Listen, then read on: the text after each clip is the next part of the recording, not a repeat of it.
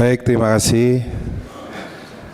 Yang saya hormati pimpinan dan anggota Komisi 8, Bapak Menteri Sosial, Pak Wakil Menteri beserta jajaran. Selamat bertugas mengawal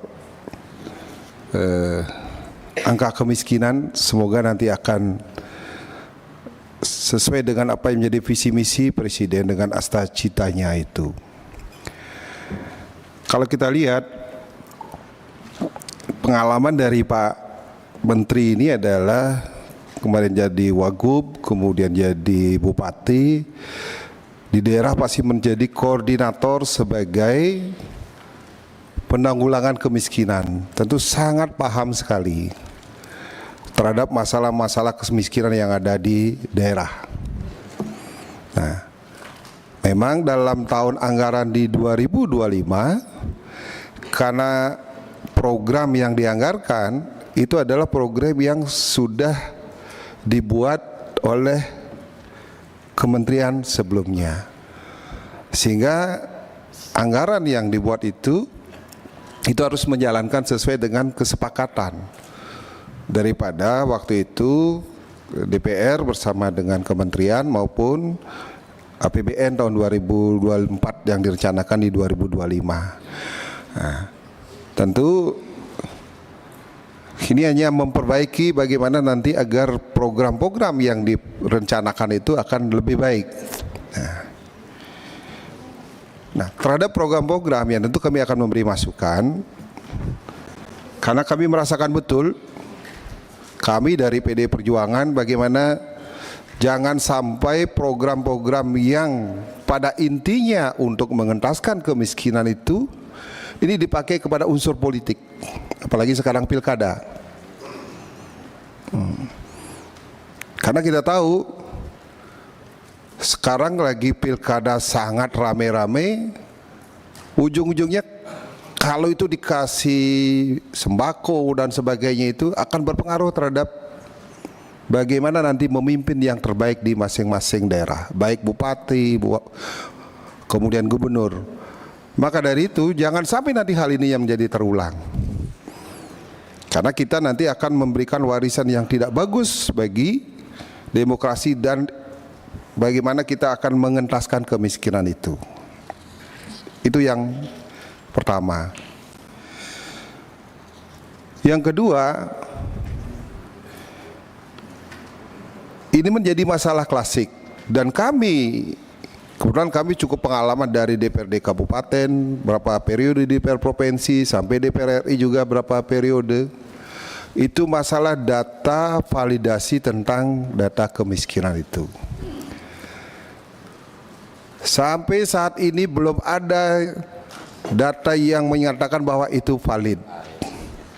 Walaupun itu sudah ada perubahan-perubahan dengan program-program yang dilakukan oleh kementerian sebelumnya. Kita lihat sekarang datanya banyak sekarang dihapus tentang orang-orang yang mendapat program PKH dan hanya bersifat sepihak karena itu keterbatasan anggaran, sehingga tidak melihat bahwa orang itu mendapat yang layak dan tidak. Itu terjadi di lapangan. Saya kira Pak Menteri ini sudah tahu persis kan seperti itu. Dan kedekatan kepada pemimpin di tingkat yang paling bawah seperti kepala dusun, RT, kepala desa, sehingga mereka itu siapa yang dekat ataupun ada keengganan dari pemimpin yang tingkat di bawah itu untuk memperbaiki database. Sehingga ini yang menjadi PR yang nanti harus diperbaiki. Karena kalau tanpa database, tadi kami sudah lihat di sini adalah dalam satu data, tidak diperbaiki, ini tidak akan mendukung bagaimana kesuksesan daripada pengentasan kemiskinan tersebut. Sehingga inilah nanti harus diperbaiki tentang pendataan ini, sehingga betul-betul program yang nantinya dicanangkan dengan anggaran yang begitu besar dan tujuan yang sangat mulia sekali ini dapat dicapai. Dan kami belum melihat detailnya secara rinci, nanti mungkin akan dalam rapat-rapat berikutnya, apa yang akan dilakukan. Waktu Bu Risma kemarin dia tuh ada terobosan, dulu datanya itu kan per periode 6 bulan, tapi itu 1 hari dengan sistem online bisa dirubah. Nah, itu sudah cukup bagus.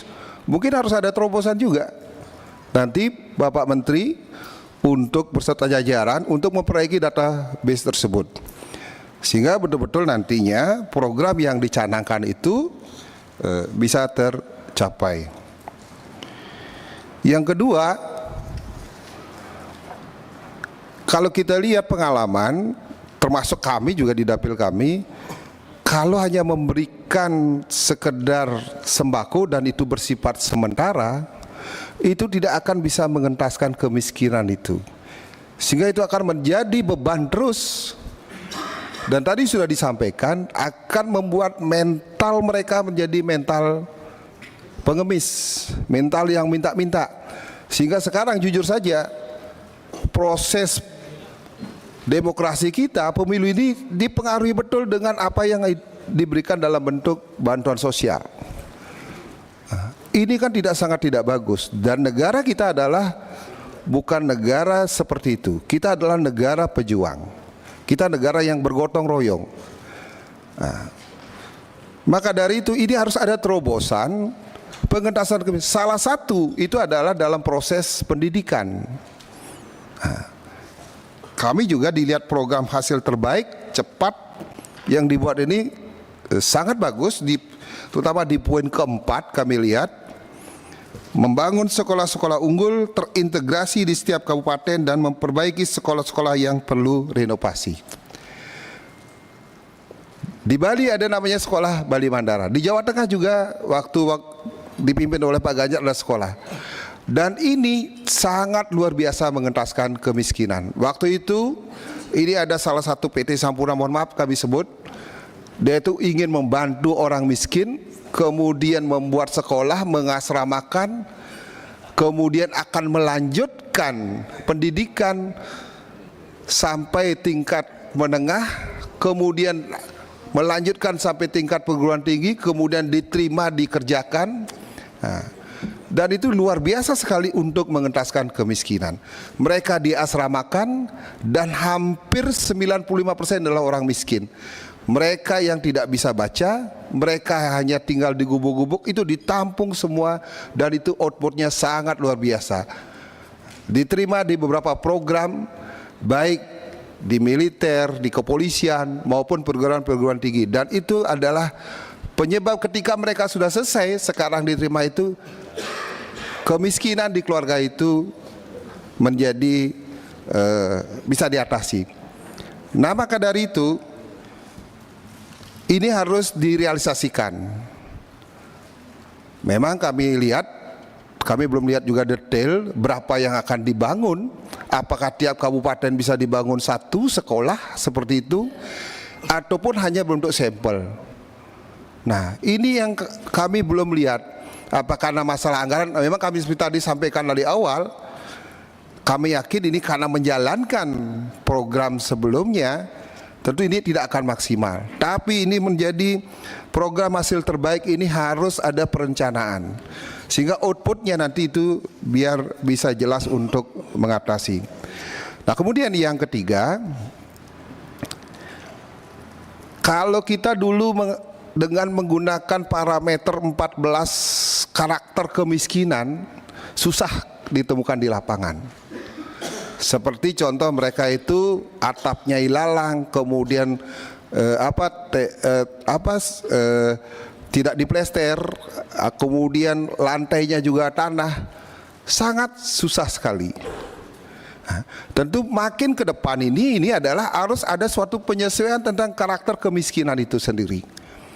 Seperti contoh, sekarang kan kemiskinan itu tidak hanya dalam hal bentuk seperti itu, tapi orang itu setelah bekerja, mereka PHK ataupun sakit, mereka jadi miskin. Nah, tentu ini yang harus diperbaiki. Apakah sudah relevan dengan 14 karakter kemiskinan yang dibuat oleh kementerian? Itu mengatakan bahwa orang itu miskin. Bisa jadi orang itu miskin baru. termasuk juga mengatasi tentang kemiskinan masyarakat perkotaan. Masyarakat perkotaan itu kalau mengalami kemiskinan itu jauh lebih parah.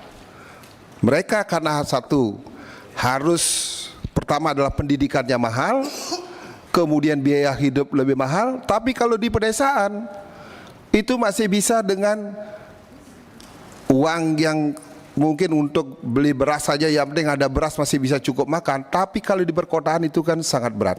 Sehingga ke depan ini jangan hanya berpikir hanya kemiskinan yang ada di pedesaan, tapi kemiskinan perkotaan itu harus betul-betul menjadi program yang menjadi prioritas. Apalagi tadi disampaikan kelas menengah di Jakarta ini sudah mulai menurun. Dan ke depan kalau terjadi depopulasi sekarang terus-menerus seperti ini, itu kelas menengah itu akan menurun terus. Banyak juga sekarang pabrik-pabrik sudah tutup seperti Sritek dan sebagainya. Itu pasti akan nanti mengakibatkan kemiskinan yang baru. Nah, maka dari itu inilah kami menginginkan nanti ke depan agar program-program yang nanti dicanangkan, apalagi kami yakin Pak Menteri sudah tahu betul, makanya diangkat menjadi menteri, pasti sudah pengalaman betul bagaimana berhadapan dengan masyarakat miskin ini. Tentu program-program yang real untuk mengatasi kemiskinan ini dapat diprogramkan selanjutnya. Sebagai awal hanya sekian saja. Sekali lagi kami tekankan untuk hal-hal yang menyangkut bansos dan sebagainya itu harus berdasarkan data yang dimiliki oleh Kemensos. Jangan berdasarkan data pesanan ataupun kepentingan politik. Nah, karena kami lihat waktu kemarin itu Kemensos tidak dilibatkan, tapi tiba-tiba ada ujung data yang begitu besar melebihi apa yang dimiliki oleh Kemensos.